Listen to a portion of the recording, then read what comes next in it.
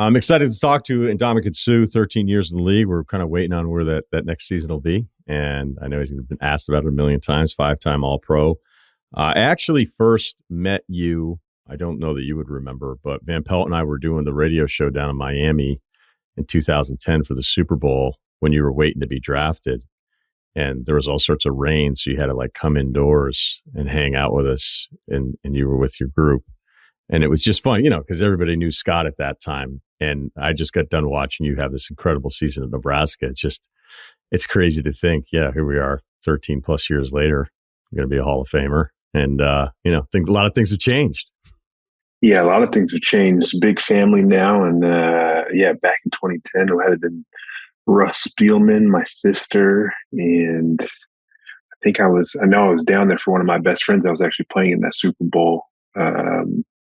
Cody Glenn from playing for the Indianapolis Colts. So definitely enjoyed my time down there, except for they lost that Super Bowl, unfortunately. Yeah, that's right. It was a good week. It was my first Super Bowl down there with the show, so probably a better week for you, though. Coming up on this year, because I know you've been talking about it nonstop, anyone that I've known that's played in the league, you're basically in the dream scenario, right? Like, hey, let me know when camp's over and I'll see you guys week 1. Is that fair to say that that's the timeline for you? Yeah, there's no doubt. And I was on NFL Network the other day doing some media stuff, which was fun and exciting on NFL Total Access. But long story short, I had made that comment and actually got some phone calls off of that comment and said, hey, we're interested in Rush, but we're looking at taking some visits or wanting you to take a visit in and whatnot. So it's super interesting to see that I'm lucky enough to not have to go through camp, but they know my track record of always being ready for week 1 and beyond. Is camp that bad? Is it like some of my friends will tell me straight up it's pointless? And I'll be like, look, I get that as the non-player, you don't want to hear my perspective. There has to be some point. You couldn't just have every guy just show up. But yeah, go ahead. For sure. No, I think there's value in camp, especially as a young buck. You got to understand the rules and the regulations and how things kind of come together. But for a guy my age and the mileage that I've been going through, I never come out of games. Like, even if I'm at camp, I'm in a reserve role where I'm just basically just standing there and sitting and watching most of the time. And unless we're in joint practices, that's where the last maybe 2 or 3 seasons that I was in joint practices with teams, my coach would be like, hey, you're going to have it easy. Not worried about you, but when we go to joint practices, I need you to show out, and then I'll give you all the rest in the world. So it's like you go out there, you get a quick glance. Just like everybody knows, you have that third preseason game. You got to show out for a half of the game or a quarter of a game, and then you get the rest of the time off and prepare for the real game. So for me, at this stage of my career, it's definitely nice to not have to go to camp, but be able to roll right in. And I've always told people there's only so many ways you can play 3 technique. So, I know you're not going to tell me. But what goes into the decision? Like, it's clear you're going to play this year.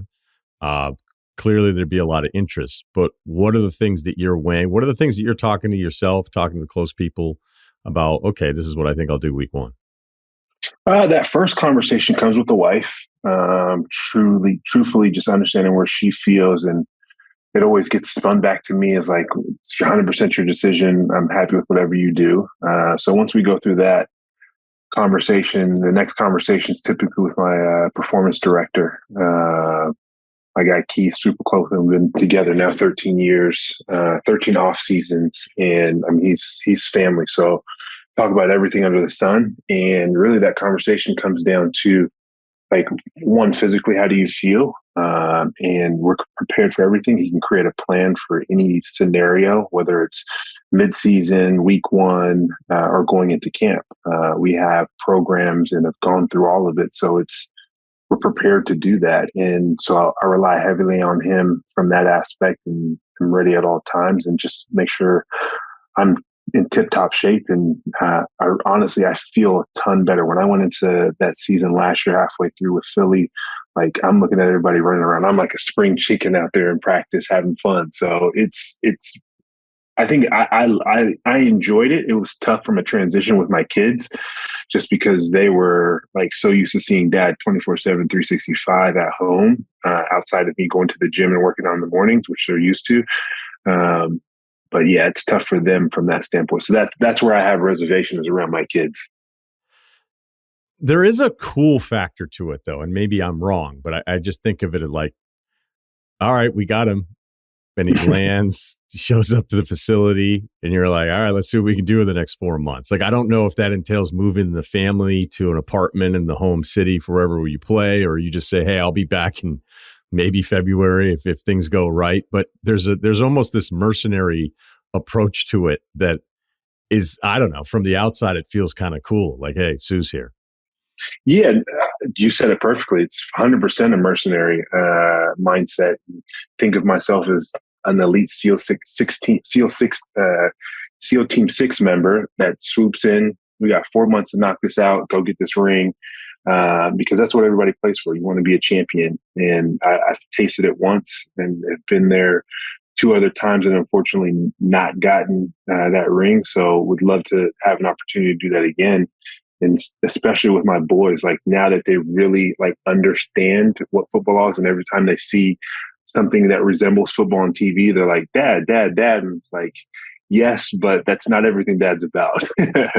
So yeah, you've been on a hot streak, though. You're picking the right teams, at least getting to Super Bowls, and then getting that one in Tampa. So it's safe to say, though, that there's a cut list where it's like, you guys, like, I'm probably not going there. yeah, there's a cut list, but I mean, it's any given Sunday. And I think that's why even you look at Philly last year and they were set up perfectly from a standpoint of having a hot season, first hot half of the first season, first of the year. And then you turn around, they lose a couple games. They bring in some pieces that have injuries, all these different things. But then you turn around and see the 49ers in the same year. They looked like they were in shambles the entire year, and then put it together. I think they ended up like 13-3. And then, of course, we had to put them out of their misery in the NFC Championship and move on to the Super Bowl. When you're playing against a team that doesn't have a quarterback in the NFC Championship game, what are you talking about when you go to the sidelines?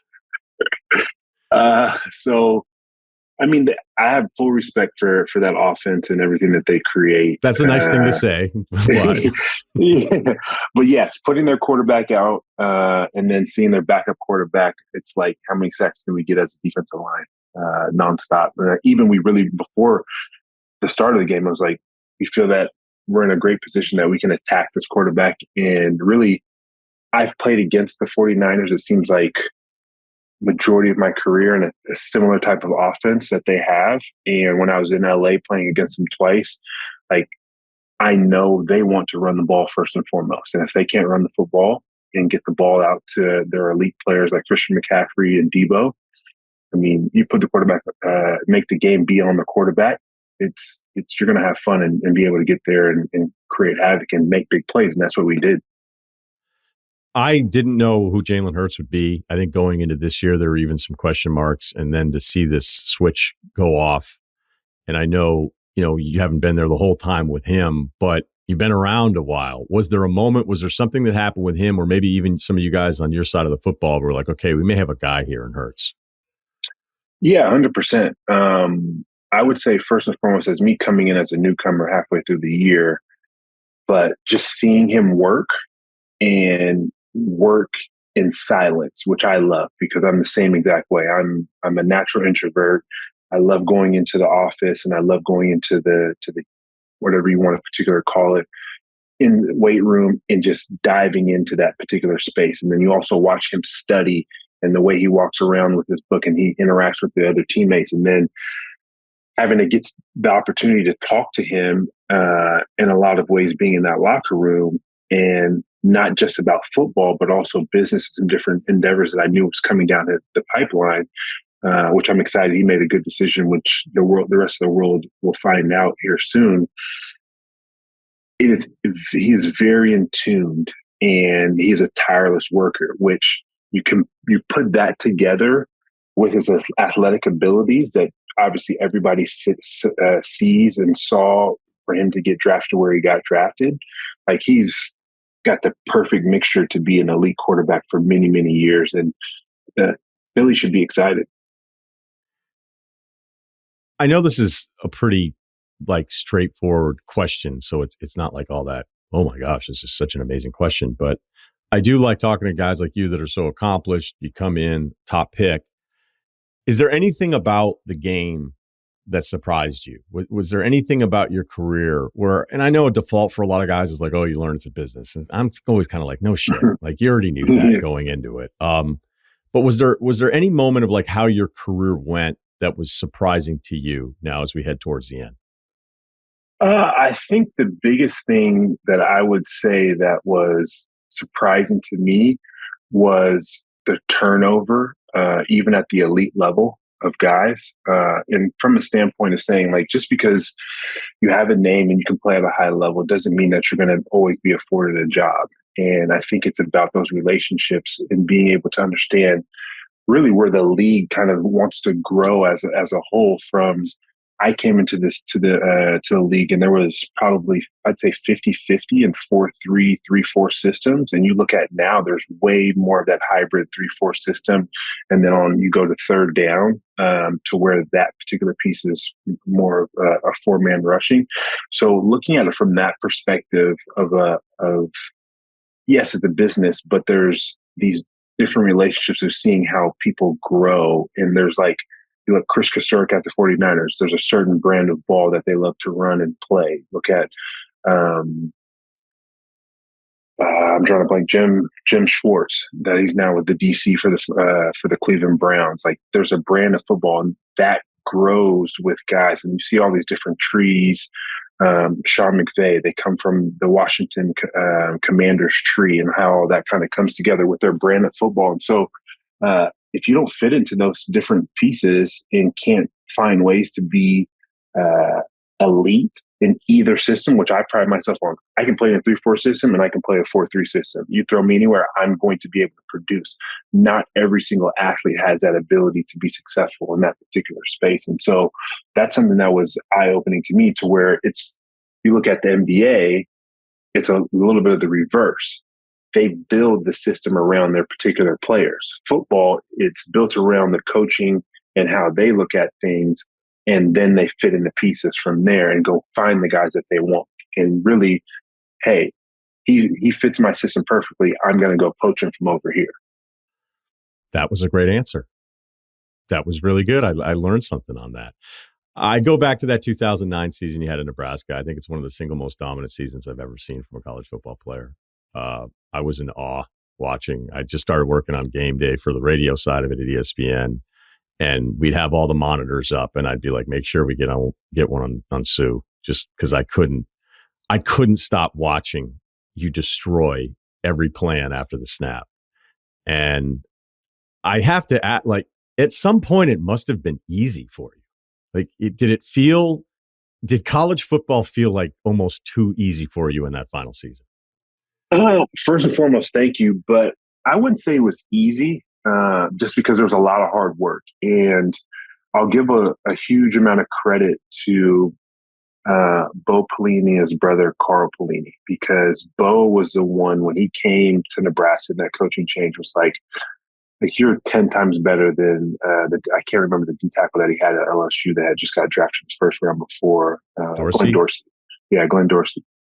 And it's like, you're 10 times better than him, more athletic, and I just need you to commit to the way I want to do things and how I want to run a defense. And I was like, I don't know, I'm going to probably go back home to Oregon State and be comfortable at home. And something told me, and after talking to my parents, was like, nah, let's not do that. Let me just stick this out. And there's a reason why I chose Nebraska. And so I decided to stay. And then through that off season, and then going into the 2008 season, where I had torn my ACL in winter conditioning. And so I could practice spring ball. I didn't do camp, didn't do anything, which I owe Mark Meyer a ton of credit, who was the athletic trainer there at the time. It's like, he came from the league, he was with the Raiders, with Callahan and all that. So he's like, I'm going to make sure you're fit and ready to go when it's time for week one. But you just have to trust me on this particular piece. And so I said, cool, I'm good from an athletic perspective and getting healthy, but how am I going to really get immersed into this new system and I can't even practice. Well, Carl pulled me to the side, who was our DC at the time and our D line coach. And I would just sit in his office and just learn every single position outside of my own position, how everything fit together. And so once I did that, that opened my eyes up to where I could find ways to cheat and cheat in the system. And Carl was like, I will never be mad at you if you cheat, but if you don't make the play, I am going to dog cuss you out. And I was like, perfect.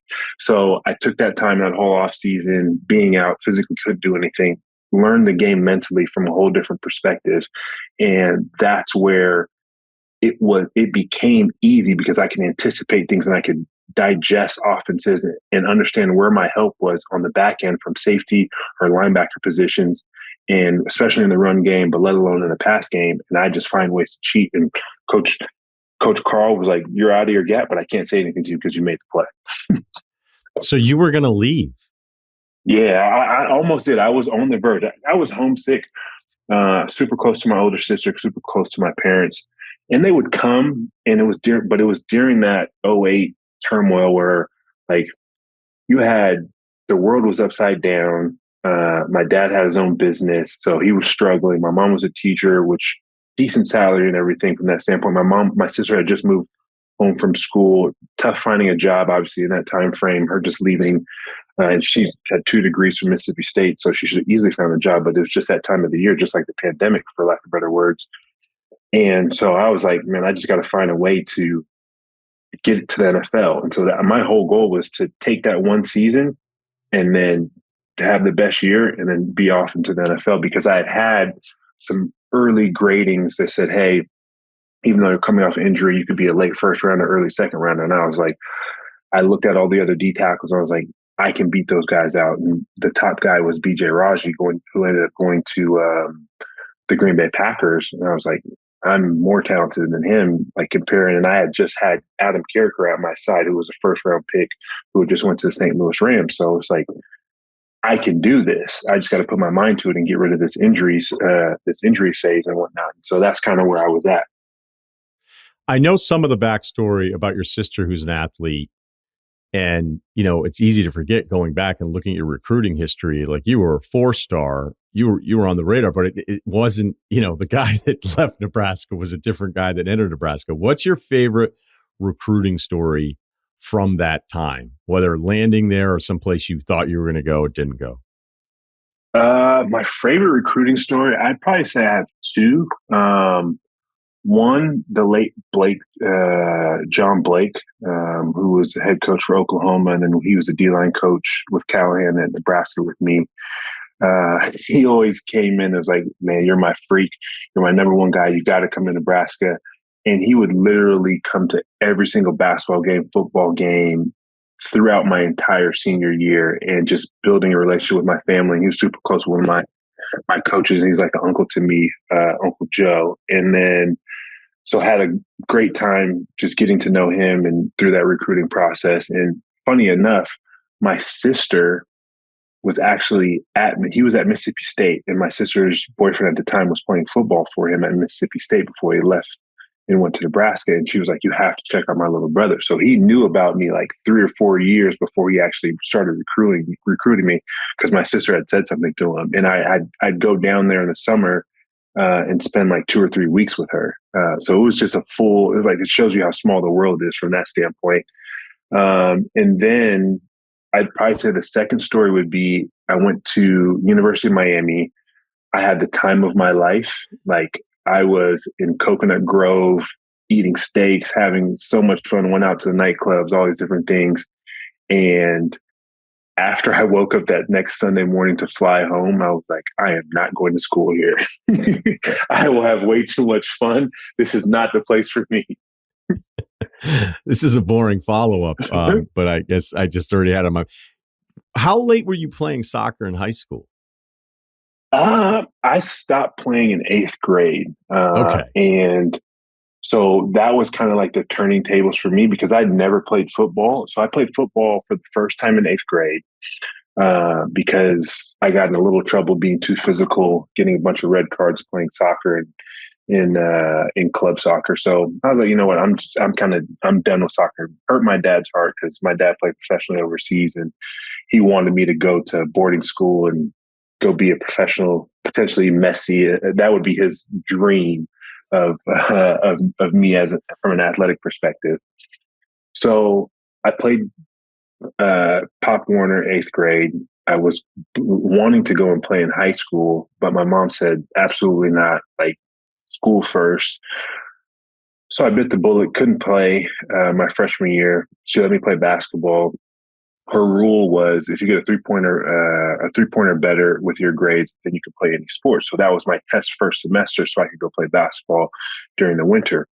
So I did that. So came back my sophomore year, and she let me play football, and just really fell in love with it from that standpoint. And I had a good experience in 8th grade because we ended up winning state in Pop Warner, and it was like I got praised for just bullying kids.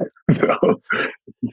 The red card is probably not shocking for the audience here a little bit. I've watched a bunch of your interviews, and I can see you both get annoyed when you're asked about some of the stuff in your early part of your career, while the host is also sort of afraid to ask about it for the fines and all this stuff. And I can already see the look on your face, like, oh, cool, you're going to bring up personal fouls.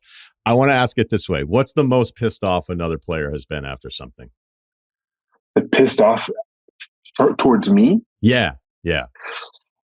Usually they've started it and I've just finished it. So they had it coming for them. All right. Quick answer on that one. The other thing I liked about your story is I know you're doing a ton of stuff off the field. And when we met you years ago, this is something you even brought up.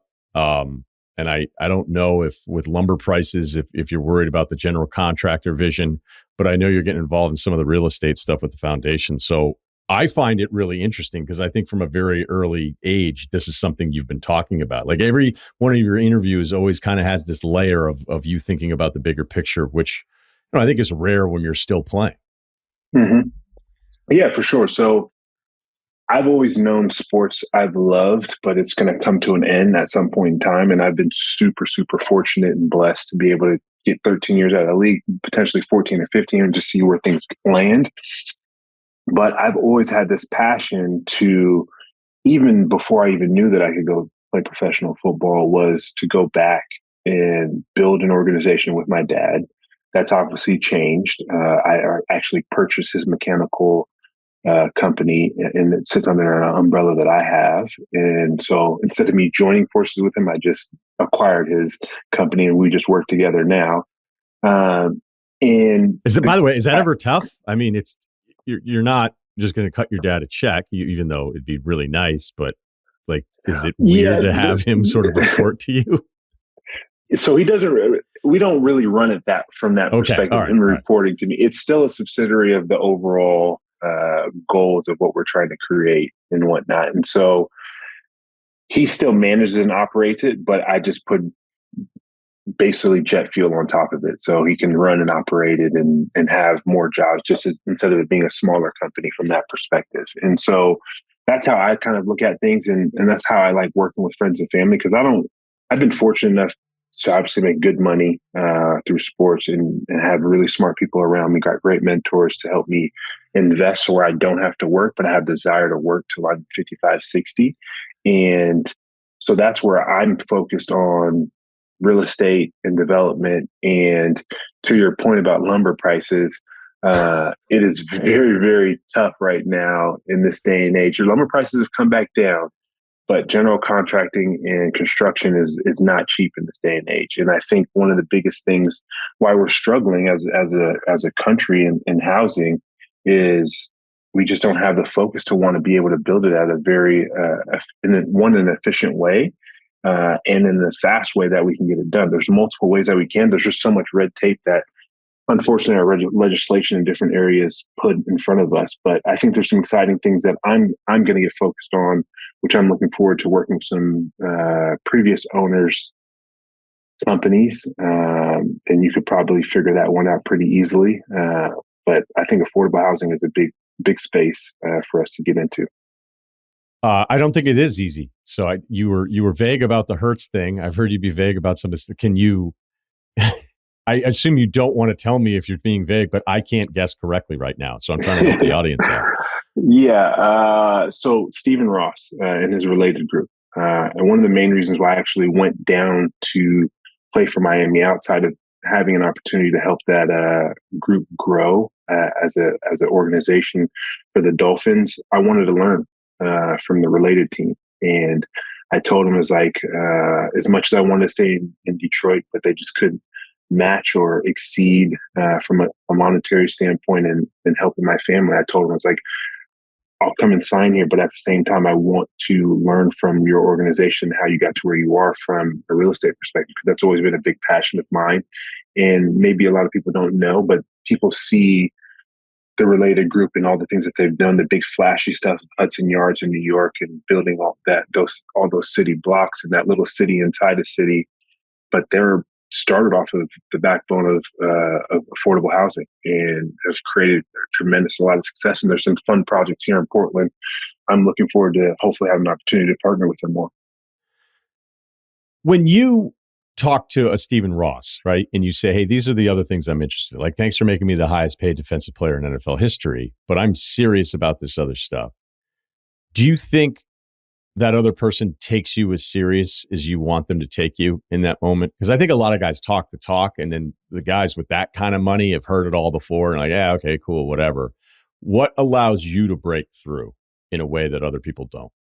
So just like you said, I think the NFL and the Shield and your personality and your bright shining star will get you into the door. But one thing I pride myself on is my follow through. And I think he said 100%. I'm happy to.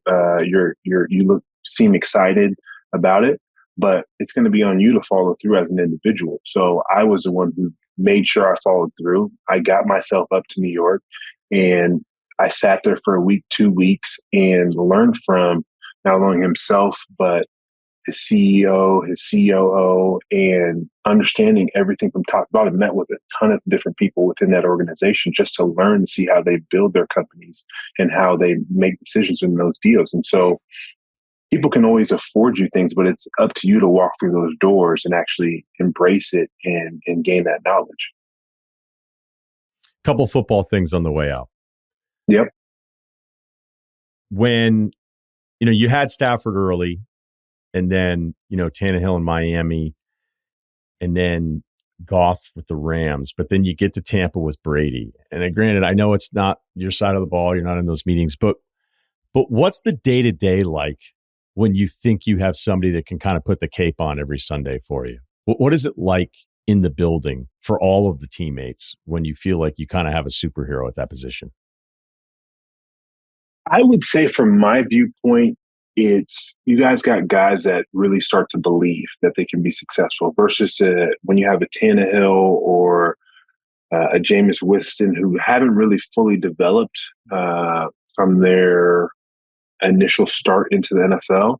That, all right, it's like they got to start to see a spark here and there and be a little bit more consistent. You already know what's established with this particular player.